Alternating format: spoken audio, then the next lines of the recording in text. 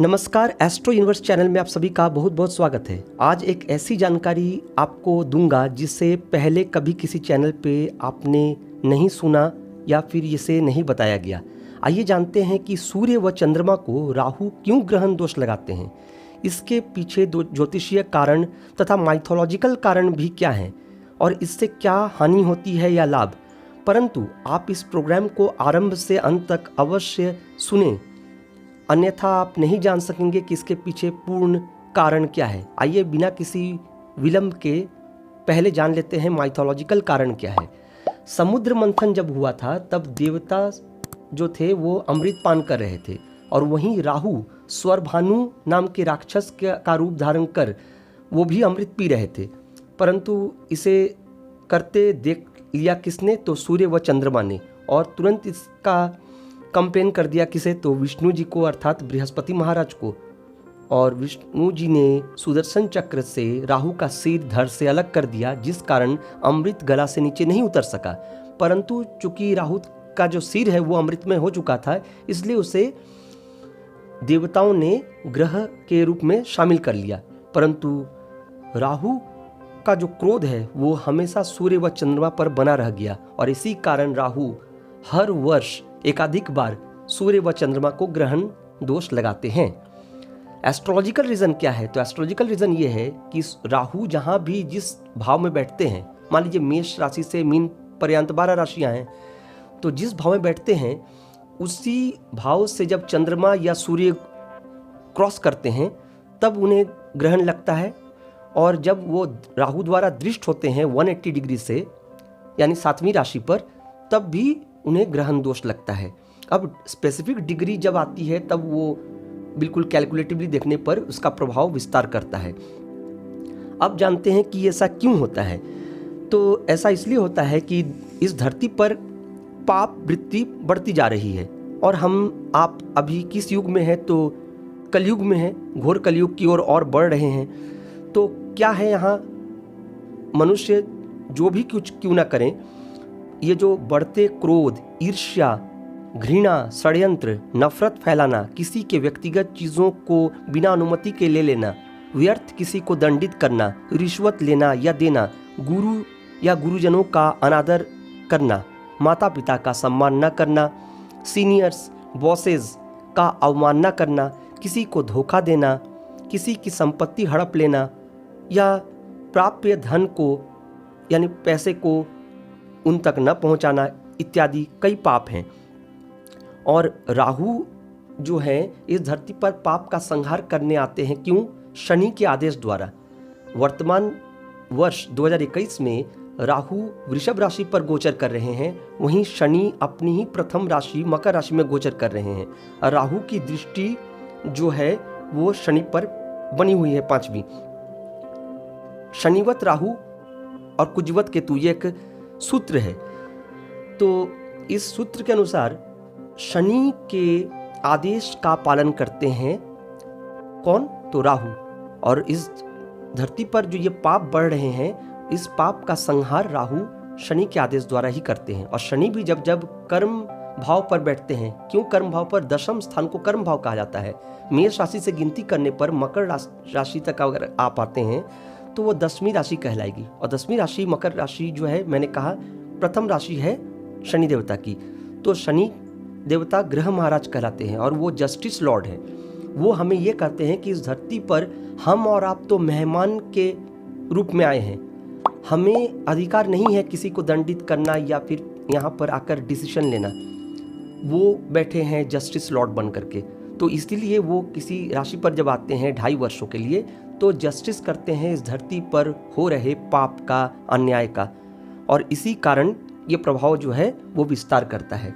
अब जानते हैं कि क्या परेशानी या दिक्कतें आती हैं। जैसे सूर्य जो है वो कारक है किसका?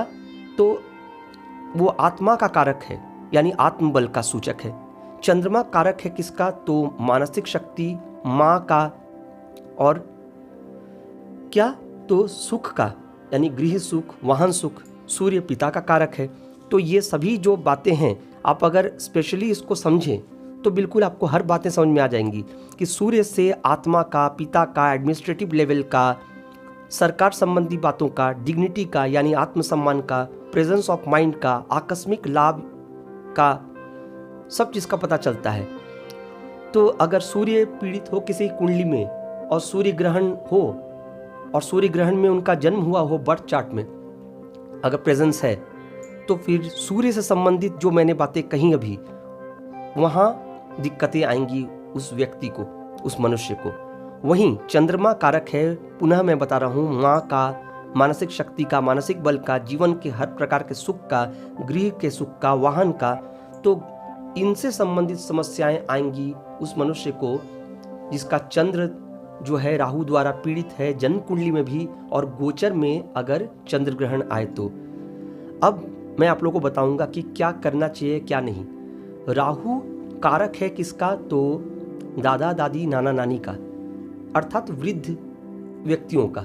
तो वृद्ध व्यक्ति को या सीनियर पर्सन को आप रिगार्ड करें। शनि भी वृद्धता के कारक हैं। तो कुल मिलाकर रीज़न ये आ रहा है और कि आप अगर सीनियर पर्सन, एजेड पर्सन का अगर सम्मान करते हैं, उनको हेल्प करते हैं हर संभव, उनके आदेश का पालन करते हैं, निष्ठापूर्वक उनके लिए कार्य करते हैं, तो राहु का जो ग्रहण दोष का जो असर है वो आपकी कुंडली में नहीं पड़ेगा। अन्यथा आप चाहे गोमेद पहन ले, चाहे आप शनि के लिए, ग्रह महाराज के लिए नीलम पहन ले, चाहे कुछ भी आप धारण क्यों ना कर लें, चाहे कहीं होम करवा लें घर पर या कहीं भी बाहर जाकर पूजा पाठ जो भी कहीं कुछ करवा लें, इसका शुभ फल आपको नहीं मिलने वाला।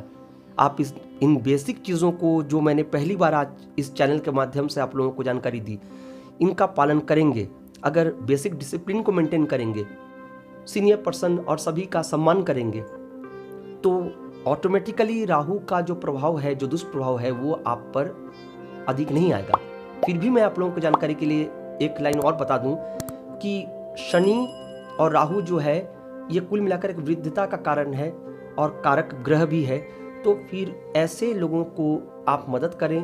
और राहु के वस्तुएं होती हैं क्या, लोहा या जंग पड़ी हुई वस्तुएं, तो इनको इधर उधर ना फेंके, इनको किसी को दान कर दें, जिसके लिए ये इम्पोर्टेंट है, उनको जाकर के दान कर दें।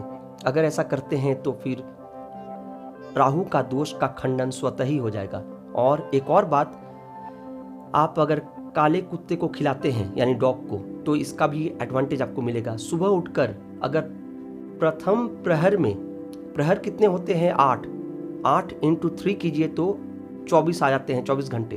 तो सूर्योदय जिस समय होता है हम सभी जानते हैं, अखबार में यानी पेपर में हम लोग पढ़ते हैं, न्यूज़पेपर में, तो उस टाइमिंग को देख लीजिए और वहाँ से सूर्योदय से प्रथम 3 घंटे जो होते हैं वो पहला प्रहर कहलाता है। तो पहले प्रहर में अगर कौवे को आप खिला सकते हैं, क्रो को अगर आप खिला सकते हैं, तो ये बहुत बड़ा एडवांटेज है। इससे भी राहु के दोष का खंडन होता है।